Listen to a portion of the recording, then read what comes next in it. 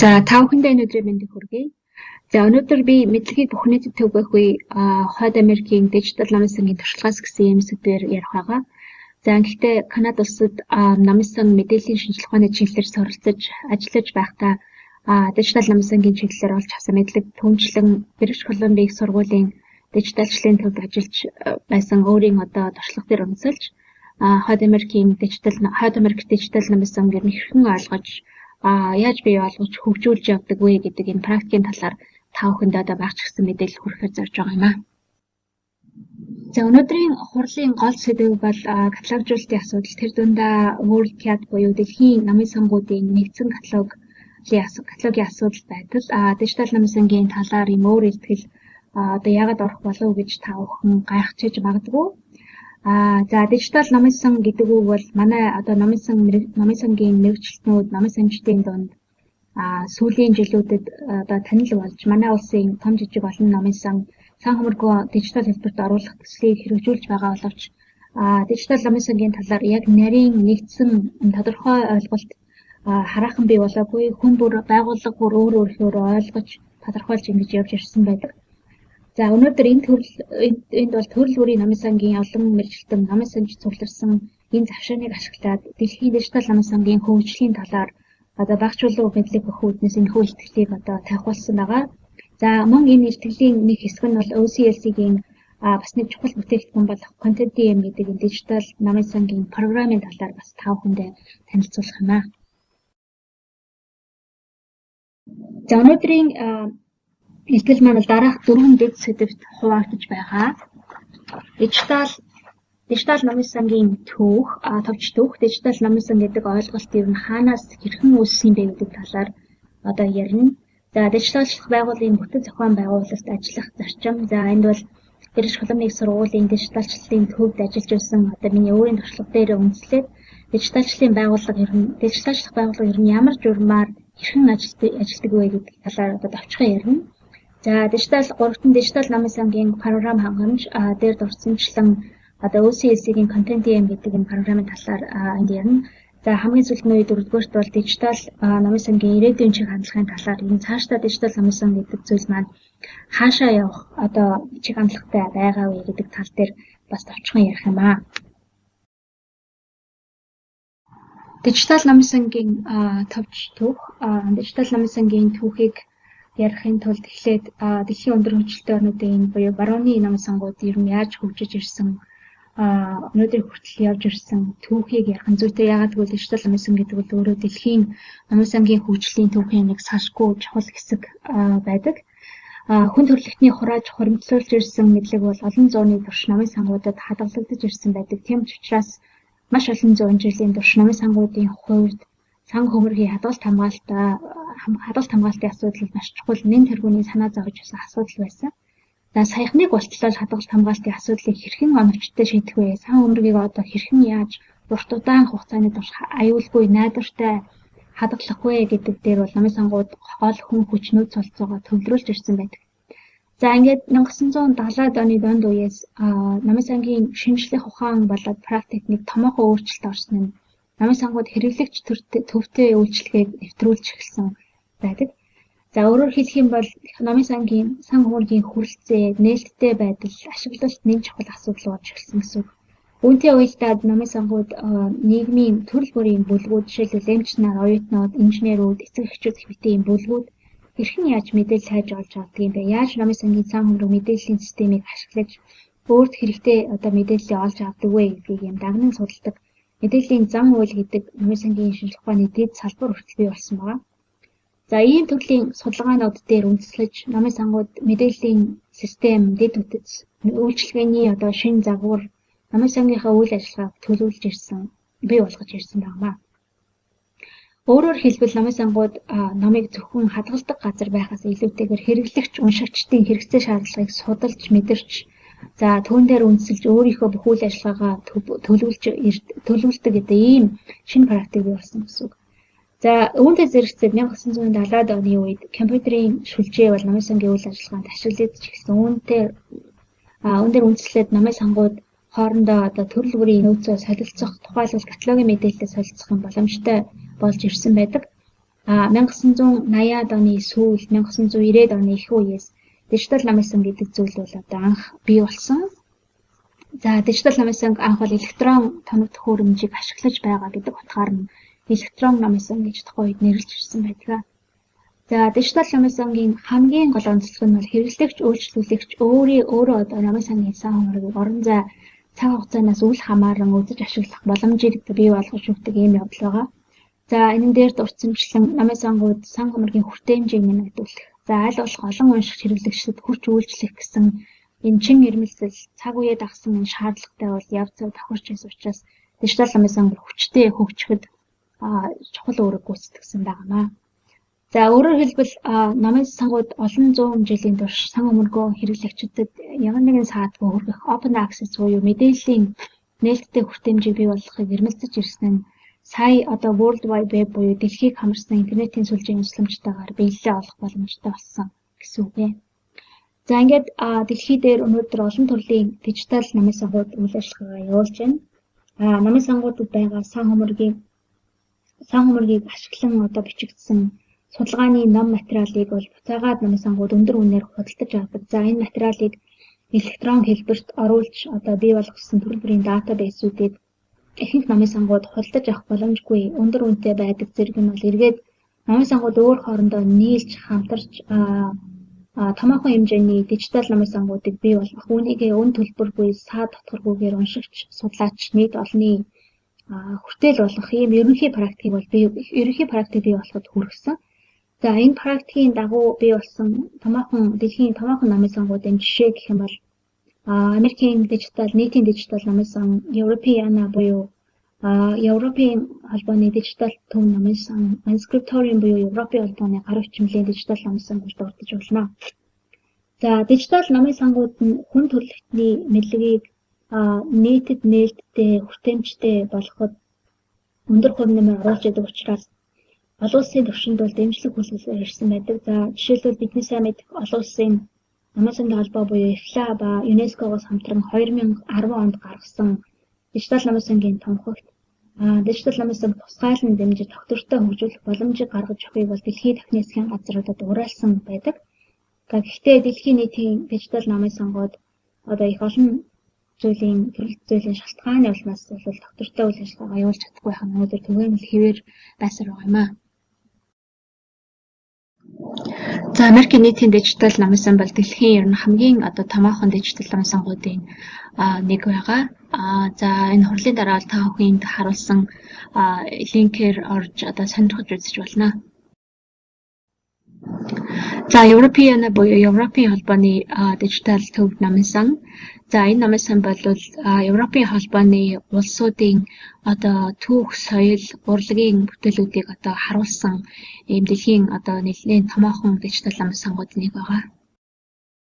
За Unscriptorium буюу Европын холбооны гар хүчмлийн одоо дижитал намын сан. Энэ бүх дижитал намын сангуудыг нэг хүчлээ яаж тайлбарлахад бол одоо бидний цаг хүрэлцэхгүй. Гэхдээ бол та бүхэн энэ хурлын дараа энэ үзүүлж байгаа линкээр орж одоо сонирхож үзэж болно. За British Columbia сургуулийн дижиталчлалын төвд хоёр төрлийн дижитал төслийг хамт ажиллаж ирсний хувьд тэнд ажиллаж байхдаа өөрийн одоо ажилласан сурсан зүйлсээс тэр дундаа дижиталчлах байгууллагыг ямар бүтэц зохион байгуулалттай одоо ажилтгийн одоо ямар зарчмаар ажилтдаг юм бэ гэдэг энэ талаар бол дараагийн энэ хэсэгт ярих юм аа. За British Columbia сургууль 100 гаруй жилийн түүхтэй энэ жил дэлхийн шилдэг их сургуулиудаа 34-т бичигдсэн 70,000 гаруй оюутантай том сургууль байгаа. За намын сангийн хувьд бол намын сан 15 салбартай жилдээ хагас тэрбум долларын төсөвтэй давхарсан тоогоор 3.8 сая хүн бичлэн ирж үйлчлүүлдэг. 9.5 сая хүн вебсайтаар дамжуулж үйлчлэгээ авдаг. Жилдээ бол нэг хагас сая орчим лавлгааны асуултанд хариулт өгдөг. 15 сая орчим ном хэвлэлтэй, 3 сая орчим захин ном хэвлэлтэй номсон байдаг. За олон улсын намын сангийн холбоо бидний сайн мэддэг FLA-гийн захирал байсан Ingrid Parent гэдэг эмэгтэй энэ намын сангийн захирлаар ажиллаж байхдаа за дижиталчлалыг гол зорилт үнд зүйлсийн нэг болгож тавьсан. Ингэснээр бол дижиталчлалын төвийг 2009 онд агуулсан байдаг. За өнөөгийн байдлаар 230 гаруй мянган ном хэвлэл материалыг дижитал хэлбэрт оруулсан одоо зохицуулалтаа явуулдаг ийм Хойд Америкийн нэг томоохон дижитал намын сангийн нэг болоод байна. За өөрснийгөө эдгээр бол open collection буюу нээлттэй санхүүр гэж нэрлэдэг. За энэхүү намын сангийн вебсайт одоо линкийг бол та бүхэнд дэлгэцнээс одоо харж байгаа. За энэ хэсэгт бол би дижиталчлах ажлын үе шат дижиталчлалын байгууллагын бүтэц зохион байгуулалт гэсэн ийм хоёр зүйл дээр бол тогтож ярих юм аа. За дижиталчлах ажлын үе шат. Тэгэхээр дижиталчлал гэдэг бол цогц олон үе шаттай ийм үйл ажиллагаа байдаг. За дижиталчлал гэдэг бол зөвхөн одоо намыг сканерцнаа одоо компьютерт оруулахын нэр бол биш ээ. За аливаа ихийг дижиталчлахад тухайн ажлыг хийх тухайн ажлыг хийх дарааллыг бол нарийн тогтоож өгсөн ажлын горим гэдэг ийм маш чухал зүйл байдаг. За дижитал намаас өөрөөр ингэсэн дижиталчлалын ажлын горимтай. За энэхүү дижиталчлалын төвийн ажлын горим бол ерөнхийдөө дараах байдлаар одоо явагддаг. За нэгдүгээрт нь бол тухайн материалыг сканерт за тухайн намын сангийн материалын онцлогоос шалтгаалаад янз бүрийн сканеруудыг хэрэглэдэг. За дижиталчлалд бид бол том жижиг хэвтэй хавтгай гэх мэт одоо төрөл бүрийн сканерыг бол ашигладаг байгаа. За автомат сканер буюу өөрөө сканердэг юм сканерыг бол аль болохоор хэрэглэдэггүй. Аль болохоор бол хүний оролцоотой сканердэг ийм сканеруудыг бол сонгож авсан байдаг. За дараагийн шат нь бол сканерцэн зүйлийг боловсруулах. За боловсруулах гэдэг бол маш чухал. Боловсруулна гэдэг нь юу хэлээд байна гэхээр тухайн сканерцэн материалаа дижитал намын сангийн нэг объект болгоход бэлдэж байгаа гэсэн үг. Энэ бол дижитал намын сангийн объектод тавигдах одоо шаардлага гэж байдаг. За тэр шаардлагад нийцүүлж төрөл бүрийн боловсруулах програм ашиглаж бэлддэг. За бэлтгэхдээ анхныхаа сканерцэн ихийг бол хадгалж үлдэн. За дараа нь ямар нэгэн байдлаар тухайн боловсруулсан их хүссэн тохиолдолд анхны ихийг буцааж ашиглах одоо боломжтой байх үүднээс одоо энэ ихийг бол хадгалж үлддэг. За метадатагаа бэлдэнэ. Гуравт нь метадата гэдэг нь бол датагийн тухай дата гэсэн үгнээс гаралтай юм нэр томьёо. За метадата гэдэг тухайн дижитал объектын тухай тодорхой мэдээлэл гэсэн үг. Өөрөөр хэлбэл хэрэглэгч уншигч тухайн материалыг хайж олоход нь одоо туслах үүднээс метадатаг бол бий болгодог. За энэ дараагийн слайд дээр үндэ метадатагийн одоо жишээг бол одоо та бүхэн харж байна. За ингээд метадатагаа бэлдсэний дараа хамгийн сүүлийн шат буюу тухайн материал метадатагаа нэгтгэж одоо дижитал намсандаа байршуулдаг. За ажил бол ерөнхийдөө энэ дөрвөн шатаар явагддаг байгаа. За энэ шат бүрэн дотроо маш олон одоо дэд шаттай. За тэр үрийг бол энд ярих цаг хүрцэхгүй учраас л товчхон байдлаар ярихад бол ерөнхийдөө энэ дөрвөн шаттай явагддаг байгаа. За бүтэц зохион байгуулалт. За анх ажилд орохдоо би одоо маш их нөхцөл бүтцтэй ажилтдаг юм байгууллага байх гэж бол бодож байсан. Гэтэл бол яг үүндээ бүтэн цагаар ажилтдаг ердөө 4 хүн байдаг.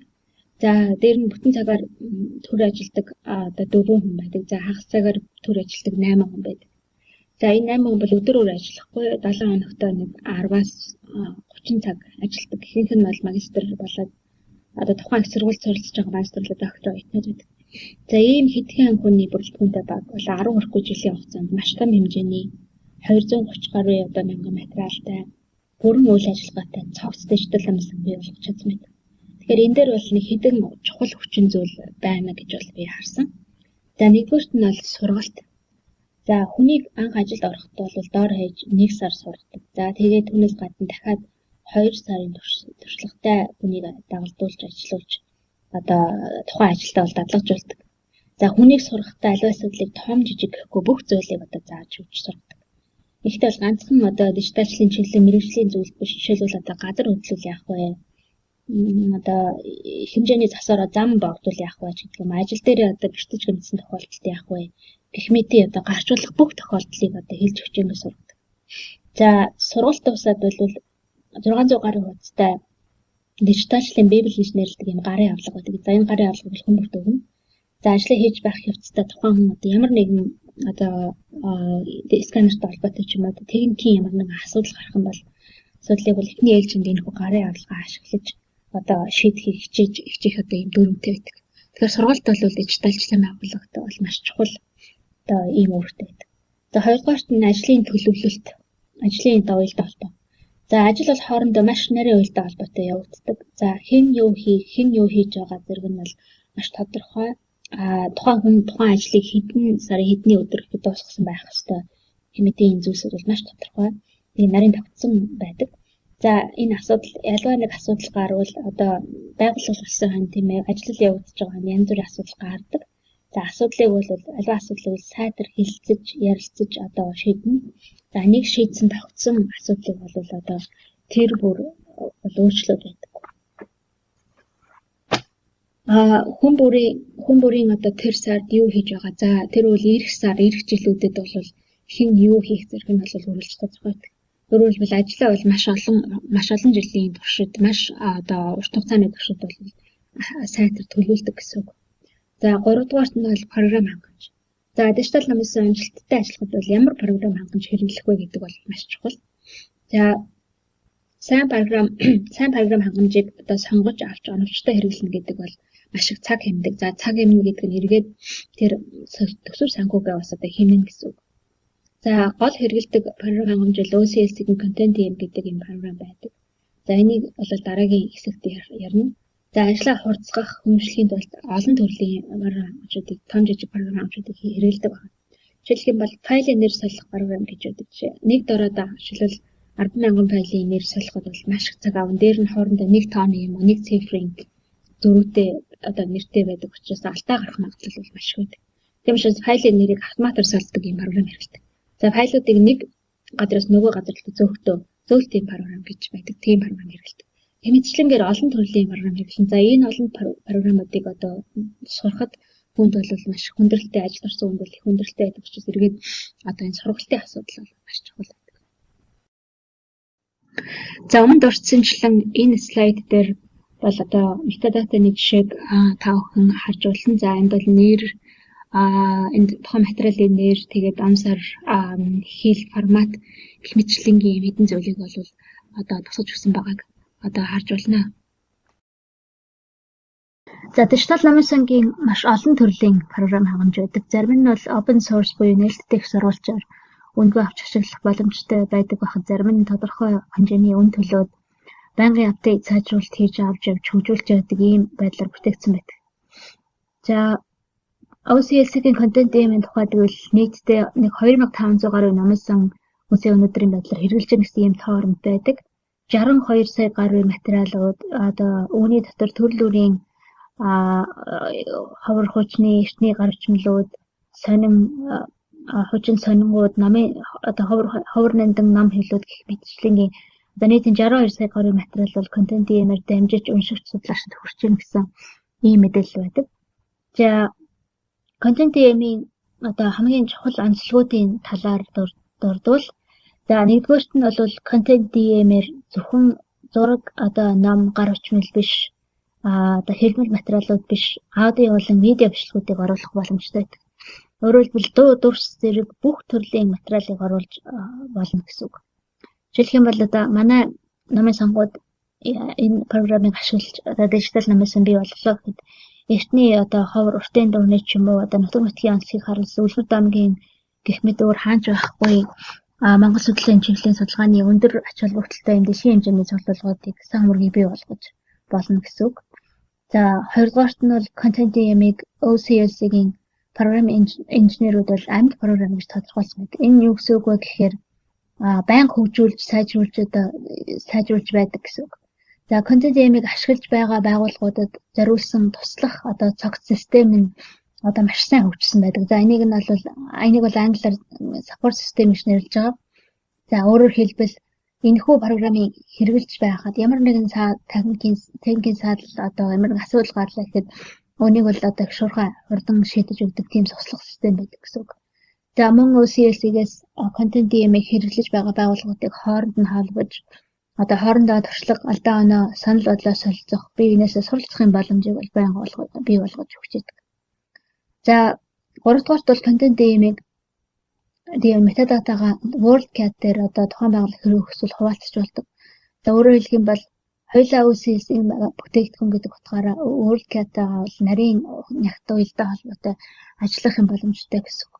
За 4 дугаарт нь контент team-ийг ашигласан дижитал намын сангийн материал нь одоо Google-оор хайгаад хайлтын хариултан дээр одоо нэлийн дээгүүр одоо гарч ирдэг. За энэ юу гэсэн үг вэ гэхээр жишээлбэл миний ажилласан дижитал шин төвд Францын 14-р Луи хааны одоо ашиглаж байсан одоо нэг бяцхан намыг бол дижитал хэлбэрт оруулсан байдаг.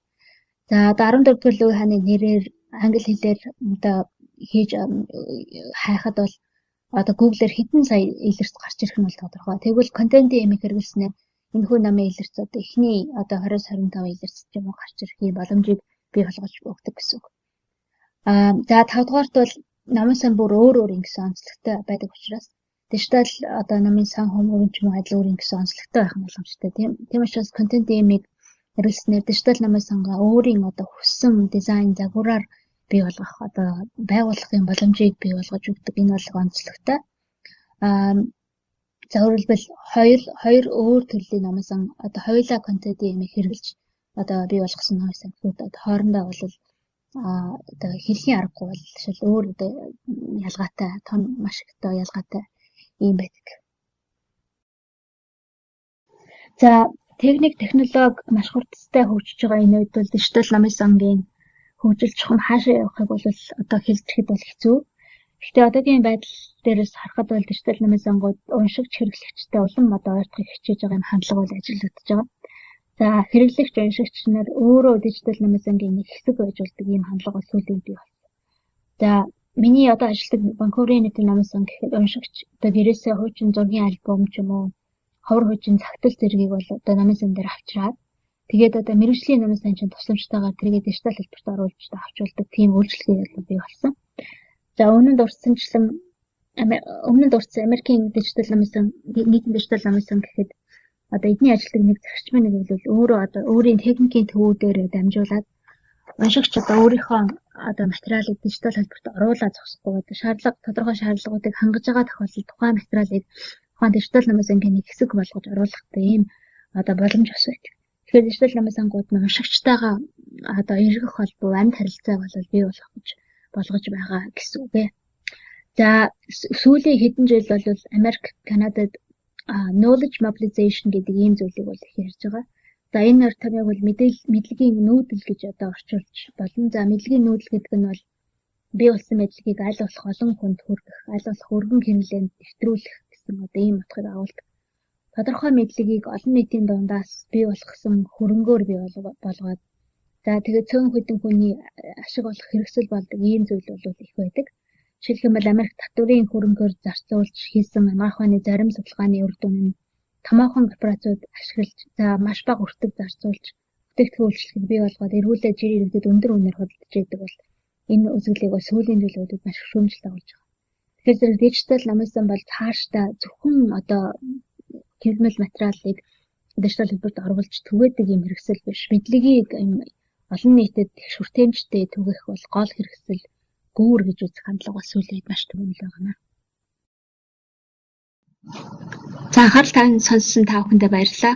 За дижитал намын сангийн талаар одоо асуулт байх юм бол би хариулт өгч болно.